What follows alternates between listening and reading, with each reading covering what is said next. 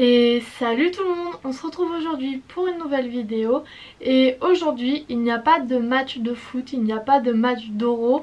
parce qu'on est entre les phases de poule et les huitièmes de finale et donc pour cette vidéo j'avais envie de revenir un peu sur ces phases de poule, revenir sur ce que j'avais aimé, ce qui m'a surpris, ce que je n'ai pas aimé, voilà, faire un bilan un peu général. On va moins analyser les équipes, on va moins analyser les systèmes de jeu, mais voilà, plus faire un petit retour sur ces phases de groupe et voir un peu ce qui s'est passé parce qu'il s'est passé beaucoup de choses différentes dans ces phases de poule. Donc j'avais envie de faire juste un petit bilan général pour patienter jusqu'au huitième de finale. Comme d'habitude, avant de commencer cette vidéo, vous pouvez laisser un pouce bleu, vous abonner et quant à moi, je vous retrouve juste après le générique.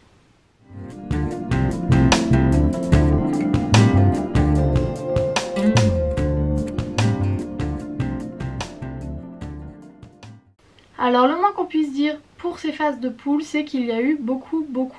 d'actions. Ne serait-ce que pour le groupe de la France qui a vu des très beaux matchs entre la France et l'Allemagne, l'Allemagne et le Portugal et la France, même avec la Hongrie, on a vu beaucoup d'actions dans ces phases de poule et même dans les autres groupes. Je pense notamment face à celui de la Belgique où il s'est passé beaucoup de choses. Je pense notamment à des matchs avec la Macédoine du Nord. Aussi, ou même si la Macédoine du Nord n'a pas gagné de match, ils ont quand même fait des bons adversaires. Le groupe du Pays-Bas, pendant qu'on y est, a eu beaucoup d'actions aussi. Pays-Bas-Ukraine, ça a été très intéressant aussi. Et c'est cela que je retiens le plus pour ces phases de poule, c'est qu'il y a eu beaucoup d'actions, beaucoup de surprises, d'équipes qui m'ont surprise personnellement, parce que à l'image de l'Ukraine, dans le groupe du Pays-Bas, à l'image de la Hongrie dans le groupe de la France, c'est des équipes que j'attendais pas forcément jouer aussi bien et avoir d'aussi bons résultats. Donc oui, déjà, le premier point c'est qu'il y a eu beaucoup d'actions, ce qui est positif parce que je pense que après avoir attendu l'Euro plus d'un an, on avait tous envie de voir des buts, on avait tous envie de voir du beau jeu, des belles actions. Donc déjà c'est un point positif, il y a eu beaucoup d'actions. Le deuxième point positif que je mettrai pour cet Euro, c'est le retour des émotions de foot, comme on les connaît, des retournements de situation, des buts, des buts magnifiques. Et par rapport à ça, je voulais parler du Danemark parce que pour moi c'est typiquement le Danemark qui exprime ce retour des émotions dans le foot et dans cet Euro, parce que toute l'histoire qu'il y a eu autour du Danemark avec le malaise cardiaque d'Eriksen, c'est quelque chose qui me montre pourquoi j'aime autant le football, parce que ça a montré que quand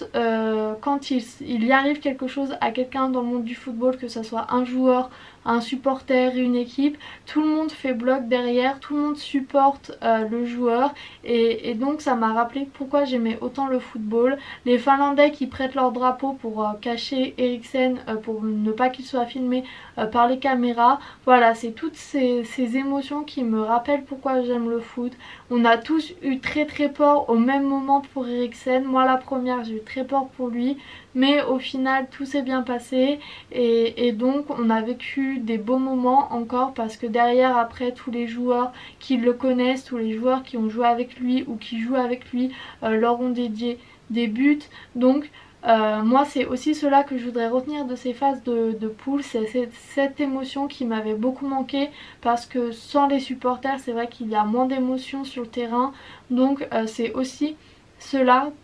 que je vais retenir de ces phases de poule. Et par rapport au Danemark, c'est une équipe que à partir de maintenant je vais suivre beaucoup, parce que c'est une équipe qui m'a beaucoup touchée par leur courage aussi, par leur détermination et par le fait qu'ils aient montré ce que c'était une équipe. Je vais pas en parler plus du Danemark parce que j'ai prévu une vidéo entière sur eux, mais voilà, j'avais envie qu'ils fassent partie de cette vidéo parce que c'est vrai que ces phases de groupe ont été aussi marquées par cette émotion particulière qu'il y a avec le Danemark, avec Eriksen et voilà. Bien sûr, dans les autres phases de groupe, il y a eu aussi des retournements de situation, ne serait-ce que, encore une fois, pour le groupe de la France, il y a eu beaucoup de retournements de situation. En 5 minutes on est passé du Portugal éliminé à l'Allemagne éliminée à la Hongrie éliminée. Donc ça fait beaucoup d'émotions et c'est lié aussi au retour des supporters dans le stade parce que pour le match de la France on jouait en Hongrie, donc il y avait beaucoup de supporters hongrois qui regardaient, qui suivaient le match de la Hongrie face à l'Allemagne et donc on avait les réactions et en direct puisque les supporters hongrois réagissaient. Donc c'est quelque chose aussi que j'ai beaucoup aimé et ça va aller avec mon troisième point positif. Mon troisième point positif, c'est le retour des supporters dans les stades parce que c'est vrai que ça faisait à peu près plus d'un an et demi qu'on avait plus de supporters dans les stades, qu'on jouait à huis clos et là on retrouve des stades pleins selon les pays. En Hongrie, en Russie, au Danemark aussi les stades sont quand même bien pleins. Et ça fait plaisir parce que du coup il y a le retour des supporters, il y a le retour de l'ambiance dans les stades, le retour des émotions comme je l'ai dit juste avant. Donc voilà, ça fait partie de mon autre point positif parce que je commençais à m'ennuyer devant les matchs de foot quand mon équipe ne jouait pas, parce que c'est vrai que c'est plus difficile je trouve de se mettre dans un match quand ton équipe ne joue pas et quand il n'y a pas de supporters. Et maintenant je me suis pris à suivre certains matchs avec beaucoup d'attention parce que les supporters étaient là, ça amenait quelque chose en plus. Et pour reparler du Danemark une dernière fois, le match du Danemark face à la Russie était vraiment incroyable en termes d'ambiance dans le stade, en termes de supporters c'était vraiment incroyable. Les supporters danois suivaient le match Belgique-Finlande pour savoir s'ils avaient des chances de se qualifier aussi en même temps et c'était vraiment incroyable l'atmosphère qu'il y avait. En Hongrie, le match France-Hongrie, les Hongrois ont vraiment mis une ambiance superbe dans les gradins. Donc oui, le retour des supporters c'est le gros point positif de cet Euro, je pense, de cette phase de poule, parce que les supporters nous avaient beaucoup manqué je pense et j'espère que cet Euro signera juste le début du retour des supporters parce que vivre une nouvelle saison entière sans supporters dans les stades, déjà économiquement ça va être compliqué, mais moi en tant que supportrice ça va être aussi très compliqué de passer d'un Euro où il y avait plein de supporters dans les stades à une saison à huis clos. Donc j'espère que ce retour des supporters pour l'Euro c'est juste le début du retour des supporters dans les stades en général. Cette phase de groupe elle a été très intéressante et très cool à analyser et à commenter, mais on va pas se mentir, il y a eu aussi un peu d'ennui, juste un tout petit peu. Il y a certains matchs qui ont été très ennuyants. Je pense notamment au match de l'Espagne contre la Suède, en premier match pour l'Espagne et la Suède qui s'est terminé par un 0-0. Je pense à l'Angleterre-Écosse aussi, c'était un match que j'attendais beaucoup. Ça faisait des mois que j'attendais parce que c'est vrai que c'est quand même deux nations qui s'aiment pas forcément beaucoup en termes footballistiques et deux nations qui sont un peu opposées politiquement aussi. Donc j'avais très hâte de voir ce match là. Au final ça s'est conclu par un 0-0 où il n'y a pas eu d'action. Donc il y avait un peu d'ennui aussi. Ça va, l'ennui a été moindre je trouve par rapport à peut-être d'autres compétitions. C'est vrai qu'il y a eu de l'ennui, on va pas le nier je pense. Mais ce qui était bien c'est que au moins quand il y avait l'ennui avec les supporters dans le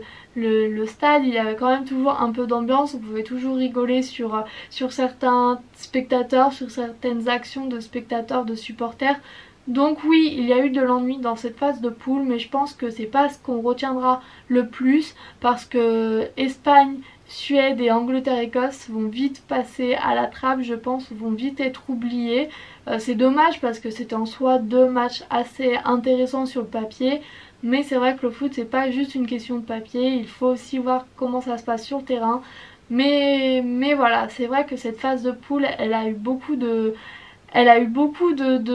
choses contradictoires, il s'est passé vraiment beaucoup de choses et